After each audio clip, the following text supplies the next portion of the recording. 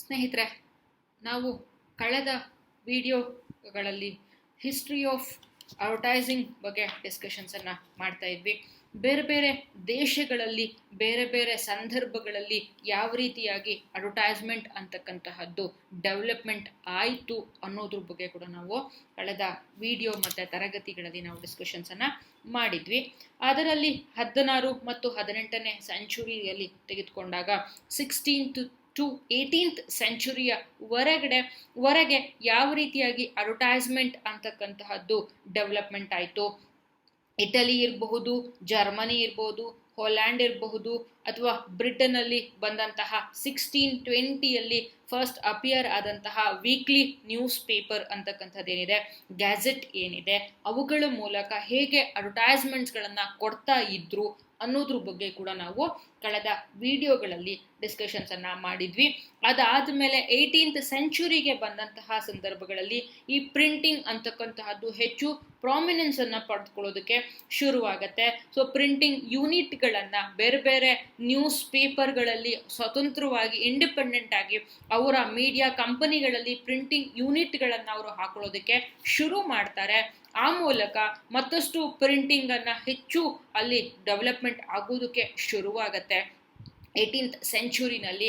ಅದರ ಜೊತೆಗೆ ಲಿಥೋಗ್ರಫಿ, ಅದು ಆ ಸಂದರ್ಭಗಳಲ್ಲಿ ಲಿಥೋಗ್ರಫಿಕ್ ಪ್ರಿಂಟಿಂಗ್ ಟೆಕ್ನಾಲಜಿ ಅವತ್ತು ಇತ್ತು. ಆ ಲಿಥೋಗ್ರಫಿಗಳನ್ನು ಬಳಸ್ಕೊಳ್ಳೋದ್ರ ಮೂಲಕ ಪ್ರಿಂಟನ್ನು ಮಾಡ್ತಾ ಇದ್ರು. ಇನ್ನು 19th ಸೆಂಚುರಿಗೆ ಬಂದಂತಹ ಸಂದರ್ಭಗಳಲ್ಲಿ ಬುಕ್ಸ್ಗಳಲ್ಲಿ ಮತ್ತು ನ್ಯೂಸ್ ಪೇಪರ್ಸ್ಗಳಲ್ಲಿ ಈ ರೀತಿಯ ಅಡ್ವರ್ಟೈಸ್ಮೆಂಟನ್ನು ಕೊಡ್ತಕ್ಕಂತಹದ್ದು ಹೆಚ್ಚು ಕಾಮನ್ ಆಗೋದಕ್ಕೆ ಶುರುವಾಗತ್ತೆ. ಯಾಕಪ್ಪ ಅಂತಂದರೆ ಪ್ರಿಂಟಿಂಗ್ ಮೆಷಿನ್ಗಳು ಏನಿದ್ದಾವೆ ಅವುಗಳು ಅಫೋರ್ಡಬಲ್ ಪ್ರೈಸಲ್ಲಿ ಸಿಗೋದಕ್ಕೆ ಶುರುವಾಗತ್ತೆ. ಸೊ ಹಾಗಾಗಿ ಈ ಥರದ ಪ್ರಿಂಟಿಂಗ್ ಮೆಷಿನ್ಸ್ಗಳನ್ನು ಅವರ ಮೀಡಿಯಾ ಕಂಪನಿಗಳಲ್ಲಿ ಅದನ್ನು ಅಡಾಪ್ಟ್ ಮಾಡ್ಕೊಳ್ಳೋದಕ್ಕೆ ಶುರು ಮಾಡ್ತಾರೆ. ಹಾಗೇನೆ ಈ ಒಂದು ಪ್ರಿಂಟಿಂಗ್ ಮೆಷಿನ್ಸ್ಗಳ ಒಂದು ಎವಲ್ಯೂಷನ್ಗಳ ಕಾರಣಗಳಿಂದಾಗಿ ಒಂದು ಫಾಲ್ಸ್ ಮೆಸೇಜಸ್ಗಳು, ಫಾಲ್ಸ್ ಅಡ್ವರ್ಟೈಸ್ಮೆಂಟ್ಸ್ಗಳು ಬರೋದಕ್ಕೆ ಶುರುವಾಗತ್ತೆ. ಮತ್ತು ಎಲ್ಲವೂ ತಿಳ್ಕೊಂಡಿದ್ದೀವಿ ಅಂತಕ್ಕಂತಹ ಒಂದು ವಿಚಾರಗಳನ್ನು ಹೇಳ್ತಕ್ಕಂಥದ್ದೆಲ್ಲವನ್ನೂ ಕೂಡ ನಾವು ನಮಗೆಲ್ಲವೂ ಗೊತ್ತಿದೆ ಅನ್ನೋ ರೀತಿ ನಟನೆ ಮಾಡ್ತಕ್ಕಂತಹ ಕ್ವಾಕರಿಗಳು ಕೂಡ ಹೆಚ್ಚಾಗೋದಕ್ಕೆ ಶುರುವಾಗತ್ತೆ 19th ಸೆಂಚುರಿಯಲ್ಲಿ. ಹಾಗೆಯೇ 20th ಸೆಂಚುರಿಗೆ ಬಂದಂತಹ ಸಂದರ್ಭಗಳಲ್ಲಿ ಎರಡು ಮಾಧ್ಯಮಗಳು ಹೆಚ್ಚು ಪ್ರಾಮಿನೆನ್ಸನ್ನು ಪಡೆದುಕೊಳ್ಳೋದಕ್ಕೆ ಶುರುವಾಗತ್ತೆ. 1922 ಇಂದ ಹಿಡಿದು 1947 ವರೆಗೂ ಕೂಡ ರೇಡಿಯೋ ಇಡೀ ಪ್ರಪಂಚದಾದ್ಯಂತ ದೊಡ್ಡ ಮಟ್ಟದಲ್ಲಿ ಸದ್ದನ್ನು ಮಾಡ್ತಕ್ಕಂಥದ್ದು. ಅದಾದ ನಂತರದಲ್ಲಿ ಟೆಲಿವಿಷನ್, ಆ ಒಂದು ರೇಡಿಯೋ ಸ್ಥಾನದಲ್ಲಿ ಟೆಲಿವಿಷನ್ ಬಂದು ಕೂರೋದಕ್ಕೆ ಶುರುವಾಗತ್ತೆ. ಟೆಲಿವಿಷನ್ ಬಂದ ನಂತರದಲ್ಲಿ ಪ್ರಿಂಟ್ ಮೀಡಿಯಾ ಇರಬಹುದು, ರೇಡಿಯೋಗಳಿರ್ಬೋದು, ಅವುಗಳು ಎಲ್ಲವೂ ಕೂಡ ಎಲ್ಲೋ ಒಂದು ಕಡೆಗಳಲ್ಲಿ ಸ್ವಲ್ಪ ಸೈಡ್ಲೈನ್ ಆಗೋದಕ್ಕೆ ಶುರುವಾಗತ್ತೆ. ಯಾಕೆಂದರೆ ರೇಡಿಯೋದಲ್ಲಿ ಬರೀ ವಾಯ್ಸನ್ನು ಕೇಳೋದಕ್ಕೆ ಸಾಧ್ಯ ಆಗತ್ತೆ. ಅದೇ ಟೆಲಿವಿಷನ್ಗೆ ಬಂದಾಗ ವಿಜುವಲ್ ಎಫೆಕ್ಟ್ ಕೂಡ ನಮಗೆ ಸಿಗತ್ತೆ. ಆಡಿಯೋ ಮತ್ತು ವಿಡಿಯೋ ಎರಡೂ ಕೂಡ ನಮಗೆ ಸಿಗೋದಕ್ಕೆ ಶುರುವಾಗತ್ತೆ. ಸೊ ಹಾಗಾಗಿ ಇಲ್ಲಿ ಟೆಲಿವಿಷನ್ ಅಂತಕ್ಕಂತಹದ್ದು ಇನ್ನಷ್ಟು ಪ್ರಾಮಿನೆನ್ಸನ್ನು ಪಡೆದುಕೊಳ್ಳುತ್ತೆ. ಇದು ಇಂಡೋರ್ ಅಡ್ವರ್ಟೈಸ್ಮೆಂಟ್ಸ್ಗಳಾದರೆ ಔಟ್ಡೋರ್ ಅಡ್ವರ್ಟೈಸ್ಮೆಂಟ್ಸ್ಗಳ ಸ್ವರೂಪವೂ ಕೂಡ ನೇಚರ್ ಆಫ್ ಔಟ್ಡೋರ್ ಅಡ್ವರ್ಟೈಸ್ಮೆಂಟ್ಸ್ಗಳು ಕೂಡ ಇಲ್ಲಿ ಬದಲಾವಣೆ ಹೊಂದೋದನ್ನು ನಾವು ಈ ಸಂದರ್ಭಗಳಲ್ಲಿ 20th ಸೆಂಚುರಿನಲ್ಲಿ ನಾವು ನೋಡೋದಕ್ಕೆ ಸಾಧ್ಯ ಅನ್ನೋದ್ರ ಬಗ್ಗೆ ನಾವು ಕಳೆದ ತರಗತಿಗಳಲ್ಲಿ ಹಾಗೆ ವಿಡಿಯೋಗಳಲ್ಲಿ ಡಿಸ್ಕಷನ್ಸನ್ನು ನಾವು ಮಾಡಿದ್ವಿ. ಈ ಒಂದು ವಿಡಿಯೋದಲ್ಲಿ ನಾವು ಹಿಸ್ಟ್ರಿ ಆಫ್ ಇಂಡಿಯನ್ ಅಡ್ವರ್ಟೈಸ್ಮೆಂಟ್ಗಳ ಬಗ್ಗೆ ನಾವು ಡಿಸ್ಕಷನ್ಸನ್ನು ಮಾಡೋಣ. ಇಂಡಿಯನ್ ಅಡ್ವರ್ಟೈಸ್ಮೆಂಟ್ಸ್ಗಳು ಹೇಗೆಲ್ಲ ಡೆವಲಪ್ಮೆಂಟ್ ಆಯಿತು, ಇಂಡಿಯಾದಲ್ಲಿ ಯಾವ ರೀತಿಯ ಜಾಹೀರಾತು ಯುಗ ಅಂತಕ್ಕಂತಹದ್ದು ಪ್ರಾರಂಭ ಆಯಿತು ಅನ್ನೋದ್ರ ಬಗ್ಗೆ ಕೂಡ ನಾವು ಇವತ್ತು ಈ ಒಂದು ವಿಡಿಯೋದಲ್ಲಿ ಡಿಸ್ಕಷನ್ನ ಮಾಡೋಣ. The history of Indian advertisement ಅಂತ ಹೇಳಿ ಬಂದಂತಹ ಸಂದರ್ಭಗಳಲ್ಲಿ the history of Indian advertising parallels the history and development of the Indian press. ಭಾರತದಲ್ಲಿ ಪ್ರೆಸ್ನ ಜೊತೆಗೆ ಅಡ್ವರ್ಟೈಸ್ಮೆಂಟ್ಗಳು ಕೂಡ ಸೈಮಲ್ಟೇನಿಯಸ್ ಆಗಿ ಡೆವಲಪ್ಮೆಂಟ್ ಆಗೋದಕ್ಕೆ ಶುರುವಾಗತ್ತೆ. ಭಾರತದಲ್ಲಿ ಯಾವಾಗ ಜೇಮ್ಸ್ ಅಗಸ್ಟಸ್ ಹಿಕಿ January 29, 1780ಯಲ್ಲಿ ಬೆಂಗಾಲ್ ಗೆಜೆಟ್ ಅಥವಾ ದ ಕಲ್ಕತ್ತಾ ಜನರಲ್ ಅಡ್ವರ್ಟೈಸರ್ ಅಂತಕ್ಕಂತಹ ಪತ್ರಿಕೆಯನ್ನು ಅವರು ತೆಗೆದುಕೊಂಡು ಬರ್ತಾರೆ, ಆ ದಿನಗಳಲ್ಲೇ ಕೂಡ ಈ ಅಡ್ವರ್ಟೈಸ್ಮೆಂಟ್ ಯುಗ ಅಂತಕ್ಕಂಥದ್ದು ಶುರುವಾಗತ್ತೆ. The name itself says the general advertiser ಅಂತ ಹೇಳಿ ಕೂಡ ಪತ್ರಿಕೆಯ ಹೆಸರೇ ಹೇಳ್ತಾ ಇದೆ ನಮಗೆ ಅಡ್ವರ್ಟೈಸರ್ ಅಂತ ಹೇಳಿ, ಜಾಹೀರಾತುಗಳನ್ನ ಕೊಡ್ತಕ್ಕಂತಹದ್ದು. It is very first issue carried a few advertisements. ಮೊದಲ ಪತ್ರಿಕೆನಲ್ಲೇ ಈ ಒಂದು ಬೆಂಗಾಲ್ ಗೆಜೆಟ್ ಅಂತಕ್ಕಂತಹದ್ದು ಏನಿದೆ, ಆ ಬೆಂಗಾಲ್ ಗೆಜೆಟ್ ಪತ್ರಿಕೆ ಮೊದಲ ಸಂಚಿಕೆಯಲ್ಲೇ ಒಂದಷ್ಟು ಜಾಹೀರಾತುಗಳನ್ನ ಜೊತೆಗೇನೆ ಈ ಒಂದು ಪತ್ರಿಕೆ ಹೊರಗಡೆ ಬರ್ತಕ್ಕಂತಹದ್ದು. Which were mostly informative. ಆವತ್ತಿನ ದಿನಗಳಲ್ಲಿ ಆ ಒಂದು ಮಾಹಿತಿಗಳು ಏನಿದ್ದು, ಆ ಮಾಹಿತಿಗಳು ಅಂದ್ರೆ ಅಡ್ವರ್ಟೈಸ್ಮೆಂಟ್ ಜಾಹೀರಾತುಗಳು ಏನಿದ್ದು, ಆ ಜಾಹೀರಾತುಗಳು ಒಂದಷ್ಟು ಮಾಹಿತಿ ಪೂರ್ಣವಾದಂತಹ ಜಾಹೀರಾತುಗಳು ಕೂಡ ಆಗಿತ್ತು ಅಂತಕ್ಕಂಥದ್ದನ್ನ ಹೇಳಲಾಗತ್ತೆ. ಟು ಅಡ್ವರ್ಟೈಸ್ ಅಂದ್ರೆ ಆ ದಿನಗಳಲ್ಲಿ ಅಂದ್ರೆ 1780 ಏನಿತ್ತು, 1780 ಸಂದರ್ಭಗಳು ಏನಿತ್ತು, ಅವತ್ತಿಗೆ ಅಡ್ವರ್ಟೈಸ್ ಅಂತ ಹೇಳ್ಬಿಟ್ಟು ಅನ್ನೋದಾದ್ರೆ, to advertise means merely to inform until the end of the 18th century. 18ನೇ ಶತಮಾನದವರೆಗೂ ಕೂಡ ಭಾರತದಲ್ಲಿ ಅಡ್ವರ್ಟೈಸ್ಮೆಂಟ್ಸ್ ತೆಗೆದುಕೊಂಡಾಗ ಅವುಗಳು ಎಲ್ಲೋ ಒಂದು ಕಡೆನಲ್ಲಿ ಇನ್ಫಾರ್ಮೇಶನ್ ಅನ್ನ ಕೊಡ್ತಕ್ಕಂತಹದ್ದು, ಮಾಹಿತಿಯನ್ನ ಪಸರಿಸ್ತಕ್ಕಂತಹ ಒಂದು ವ್ಯವಸ್ಥೆ ಕೂಡ ಅವತ್ತು ಆಗಿರ್ತಕ್ಕಂಥದ್ದು. ಅಂದ್ರೆ ಮಾಹಿತಿಗಳನ್ನ ಕೊಡ್ತಕ್ಕಂಥದ್ದು, ಜಾಹೀರಾತುಗಳನ್ನ ಕೊಡ್ತಕ್ಕಂಥದ್ದಲ್ಲ, ಅದರ ಬದಲಾಗಿ ಇನ್ಫಾರ್ಮೇಶನ್ ಅನ್ನ ಕೊಡ್ತಕ್ಕಂಥದ್ದು ಅನ್ನೋ ಒಂದು ಪರಿಸ್ಥಿತಿ end of the 18th century ವರೆಗೆ ಕೂಡ ಇತ್ತು. ಅಲ್ಲಿ ಯಾವ ರೀತಿಯ ಸುದ್ದಿಗಳು ಅಡ್ವರ್ಟೈಸ್ಮೆಂಟ್ಸ್ಗಳು ಹೆಚ್ಚಾಗಿ ಬರ್ತಾ ಇತ್ತು ಅಂತ ಹೇಳ್ಬಿಟ್ಟು ಅನ್ನೋದಾದ್ರೆ, ಬರ್ತ್ ಆಗಿರ್ಬೋದು, ಡೆತ್ಸ್ ಆಗಿರಬಹುದು, ಅಥವಾ ಅರೈವಲ್ಸ್ ಆಫ್ ನ್ಯೂ ಶಿಪ್ಸ್ ಇರಬಹುದು, ಅಥವಾ ಇಂಗ್ಲೆಂಡಿಂದ ಬರ್ತಕ್ಕಂಥ ಹೊಸ ಶಿಪ್ಗಳು ಕೂಡ ಆಗಿರಬಹುದು. ಯಾಕಂದ್ರೆ ಇಂಡಿಯಾದಲ್ಲಿ ಅವತ್ತಿನ ಕಾಲದಲ್ಲಿ ಬ್ರಿಟಿಷ್ ರೂಲ್ ಇತ್ತು ನಮ್ಮಲ್ಲಿ, ಯಾವುದು ಬ್ರಿಟಿಷ್ನವರು ನಮ್ಮನ್ನ ಆಳ್ವಿಕೆಯನ್ನ ನಡೆಸ್ತಾ ಇದ್ರು.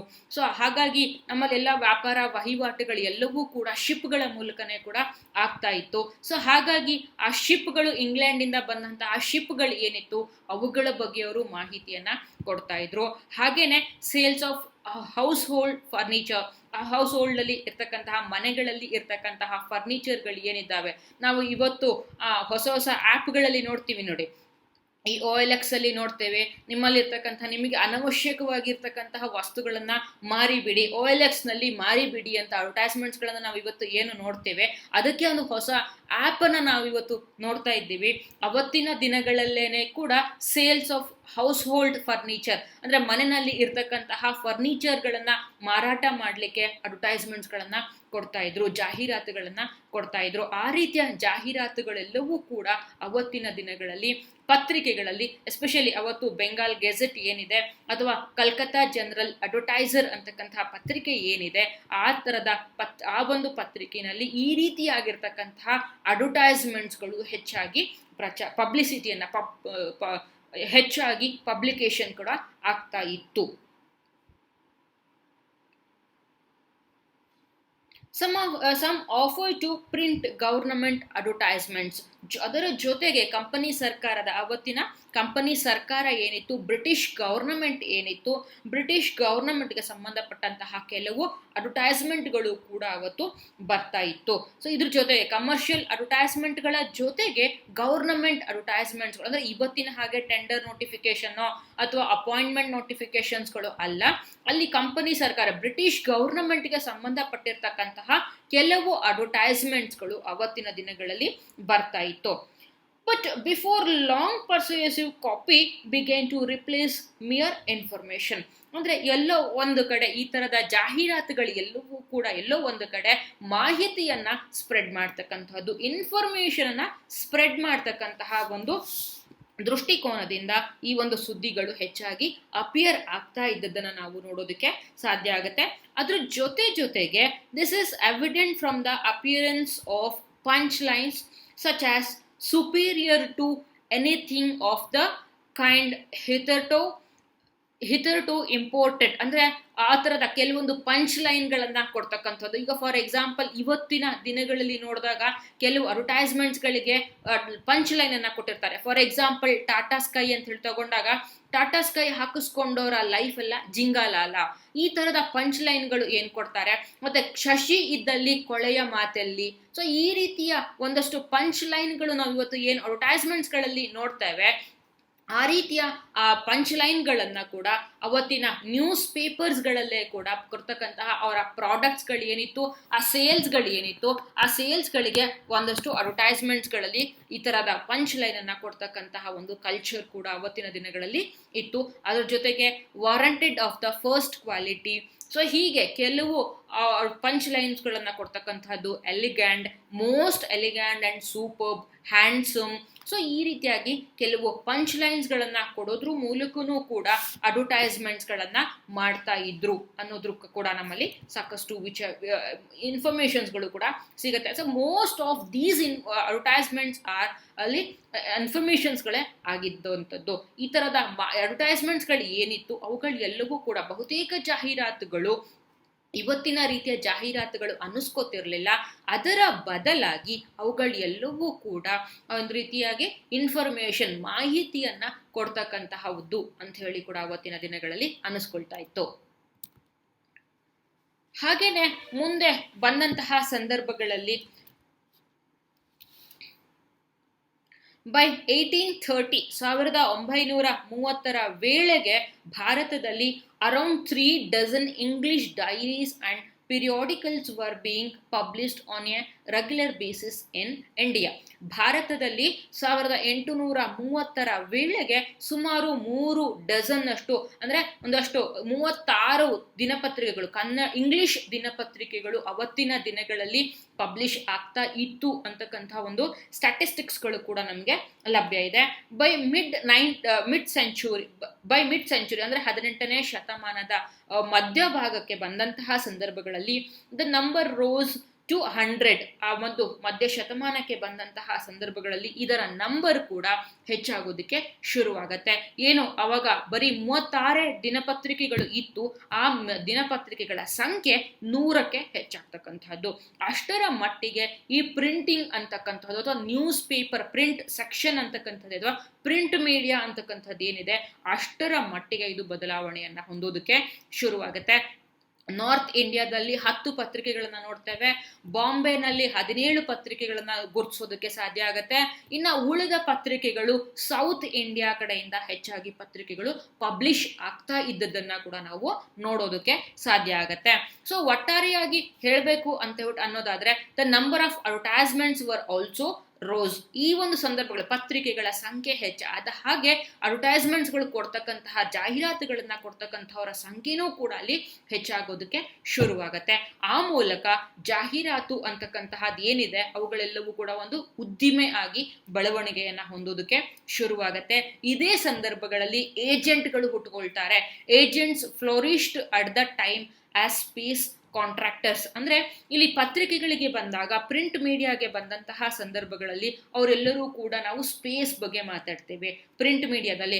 ಅದೇ ನಾವು ಟೆಲಿವಿಷನ್ಗೆ ಬಂದಾಗ ನಾವಲ್ಲೇ ಟೈಮ್ ಬಗ್ಗೆ ಮಾತಾಡ್ತೀವಿ. ಟೆಲಿವಿಷನ್ ಮತ್ತೆ ರೇಡಿಯೋಗಳಲ್ಲಿ ತಗೊಂಡಾಗ ನಾವು ಟೈಮ್ ಬಗ್ಗೆ ಮಾತಾಡ್ತಕ್ಕಂಥದ್ದು. ಇಷ್ಟು ಈ ಒಂದು ಟೈಮನ್ನ ಈಗ 1 ಗಂಟೆ ಕಾರ್ಯಕ್ರಮ ಬರ್ತಾ ಇದೆ ಅಂತ ಹೇಳ್ಬಿಟ್ಟು ಅಂದಾಗ ಅಲ್ಲಿ 10 ನಿಮಿಷದ ಸಮಯವನ್ನ ನಾವು ಮೀಸಲಿಡ್ತೇವೆ. ಅದೇ ರೀತಿಯಾಗಿ ನ್ಯೂಸ್ ಪ್ರಿಂಟ್ ಮೀಡಿಯಾಗೆ ಬಂದಾಗ ಅಲ್ಲಿ ನಾವು ಒಂದಷ್ಟು ಸ್ಪೇಸ್ ಅನ್ನ, ಒಂದಷ್ಟು ಸ್ಥಳವನ್ನ, ಜಾಗವನ್ನ ಖರೀದಿ ಮಾಡ್ತಕ್ಕಂತಹ ಕೆಲಸವನ್ನ ಈ ಉದ್ದಿಮೆದಾರರು, ಮ್ಯಾನುಫ್ಯಾಕ್ಚರರ್ಸ್ಗಳು ಮಾಡ್ತಾರೆ. ಈ ಉದ್ದಿಮೆದಾರರಿಗೆ ಪತ್ರಿಕೆಗಳಲ್ಲಿ ಜಾಹೀರಾತುಗಳಿಗೆ ಸ್ಥಳವನ್ನ, ಸ್ಪೇಸ್ ಅನ್ನ ಕೊಡಿಸ್ಕೊಡ್ಲಿಕ್ಕೆ ಏಜೆಂಟ್ಗಳು ಹುಟ್ಕೊಳ್ತಾರೆ, ಮಧ್ಯವರ್ತಿಗಳು ಹುಟ್ಕೊಳ್ತಾರೆ. ಇವರ ಕೆಲಸ ಏನಪ್ಪಾ ಅಂತಂದ್ರೆ help out with copy, layout and printing. ಪತ್ರಿಕೆಗಳಿಗೆ ಯಾವ ರೀತಿಯಾಗಿರ್ತಕ್ಕಂತಹ ಜಾಹೀರಾತುಗಳನ್ನ ಕೊಡಬೇಕು ಅದಕ್ಕೆ ಇವರು ಸ್ಥಳವನ್ನ ನಿಗದಿ ಮಾಡ್ತಾರೆ. ಆ ಸ್ಥಳವನ್ನ ನಿಗದಿ ಮಾಡಿ ಇಲ್ಲಿ ಮ್ಯಾನುಫ್ಯಾಕ್ಚರರ್ಸ್ಗಳಿಗೆ ಯಾವ ರೀತಿಯ ಕಾಪಿಯನ್ನ ಕೊಡಬೇಕು, ಯಾವ ರೀತಿಯ ಅಡ್ವರ್ಟೈಸ್ಮೆಂಟ್ ಅನ್ನ ಕೊಡಬೇಕು, ಅಡ್ವರ್ಟೈಸ್ಮೆಂಟ್ ಲೇಔಟ್ ಅನ್ನ ಹೇಗೆ ಮಾಡಬೇಕು, ಯಾವ ರೀತಿಯ ಪಿಕ್ಚರ್ಸ್ಗಳನ್ನ, ಇಮೇಜಸ್ಗಳನ್ನ ಅಲ್ಲಿ ಬಳಸಬೇಕು, ಯಾವ ರೀತಿಯ ಸಿಂಬಲ್ಸ್ಗಳನ್ನ, ಸೈನ್ ಬೋರ್ಡ್ಗಳನ್ನ ಅಲ್ಲಿ ಬಳಸಬೇಕು. ಹಾಗೆ ಆ ರೀತಿಯ ಎಲ್ಲಾ ರೀತಿಯ ಮಾಹಿತಿಗಳನ್ನ ಕೊಡ್ತಕ್ಕಂತಹ ಕೆಲಸವನ್ನ ಕೂಡ ಈ ಏಜೆಂಟ್ಗಳು ಮಾಡೋದಕ್ಕೆ ಶುರು ಮಾಡ್ತಾರೆ. ಸೊ ಈ ರೀತಿಯ ಏಜೆಂಟ್ಗಳು ಏಜೆಂಟ್ಗಳು ಕೂಡ ಈ ಮುಂದಿನ ದಿನಗಳಲ್ಲಿ ಅಡ್ವರ್ಟೈಸಿಂಗ್ ಏಜೆನ್ಸಿಗಳಾಗಿ ಕೂಡ ಬದಲಾವಣೆಯನ್ನ ಹೊಂದತಕ್ಕಂಥದ್ದು. ಆರಂಭದ ದಿನಗಳಲ್ಲಿ ಒಬ್ಬ ವ್ಯಕ್ತಿ ಇಂಡಿವಿಜುವಲ್ ಆಗಿ ಏಜೆಂಟ್ಗಳಾಗಿ ಇವರು ಕೆಲಸವನ್ನ ನಿರ್ವಹಿಸ್ತಾ ಇರ್ತಾರೆ, ಮಧ್ಯವರ್ತಿಗಳಾಗಿ ಕೆಲಸವನ್ನ ನಿರ್ವಹಿಸ್ತಾ ಇರ್ತಾರೆ. ಆದರೆ ನಂತರದ ದಿನಗಳು ಕಳೆದ ಹಾಗೆ ಈ ಅಡ್ವರ್ಟೈಸ್ಮೆಂಟ್ಗಳಲ್ಲಿ ಬರ್ತಕ್ಕಂತಹದ್ದು, ನ್ಯೂಸ್ ಪೇಪರ್ಗಳಲ್ಲಿ ಸ್ಪೇಸ್ ಅನ್ನ ಪರ್ಚೇಸ್ ಮಾಡ್ತಕ್ಕಂತಹದ್ದು, ಈ ರೀತಿಯಾಗಿ ಮಾಡ್ತಕ್ಕಂತಹ ಒಂದು ಏನು ಪ್ರೊಫೆಷನ್ ಇದೆ, ಒಂದು ವೃತ್ತಿ ಏನಿದೆ, ಅವುಗಳು ಮುಂದಿನ ದಿನಗಳಲ್ಲಿ ಅಡ್ವರ್ಟೈಸ್ಮೆಂಟ್ ಏಜೆನ್ಸಿಗಳಾಗಿ ಅಂದ್ರೆ ಜಾಹೀರಾತು ಸಂಸ್ಥೆಗಳಾಗಿ ಬೆಳವಣಿಗೆಯನ್ನ ಹೊಂದೋದಕ್ಕೆ ಶುರುವಾಗತ್ತೆ. ಆ ಮೂಲಕ ಈ ಜಾಹೀರಾತು ಅಂತಕ್ಕಂತಹದ್ದು ಒಂದು ಮತ್ತರ ಸ್ವರೂಪ ಏನಿದೆ ಮತ್ತಷ್ಟು ವಿಸ್ತಾರಗೊಳ್ಳೋದಕ್ಕೆ ಶುರುವಾಗತ್ತೆ. ಅಡ್ವರ್ಟೈಸ್ಮೆಂಟ್ ಏಜೆನ್ಸಿ ಅಂತಕ್ಕಂಥ ಒಂದು ಹೊಸ ಉದ್ಯಮವನ್ನೇ ಹುಟ್ಟು ಹಾಕೋದಕ್ಕೆ ಈ ಅಡ್ವರ್ಟೈಸ್ಮೆಂಟ್ಸ್ಗಳು ಅವಕಾಶವನ್ನ ಮಾಡಿಕೊಡ್ತಕ್ಕಂಥದ್ದು. Next, advertising in the early 20th century. ಆರಂಭದ ದಿನಗಳಲ್ಲಿ, 20ನೇ ಶತಮಾನದ ಆರಂಭದ ದಿನಗಳಲ್ಲಿ ನಾವು ನೋಡಿದಂತಹ ಸಂದರ್ಭಗಳಲ್ಲಿ ಭಾರತದಲ್ಲಿ ಜಾಹೀರಾತುಗಳ ಸ್ವರೂಪ ಮತ್ತಷ್ಟು ಬದಲಾವಣೆ ಆಗತ್ತೆ. ಅದರ ಜೊತೆಗೆ ಇನ್ನಷ್ಟು ವಿಸ್ತಾರಗೊಳ್ಳೋದಕ್ಕೂ ಕೂಡ ಶುರುವಾಗತ್ತೆ.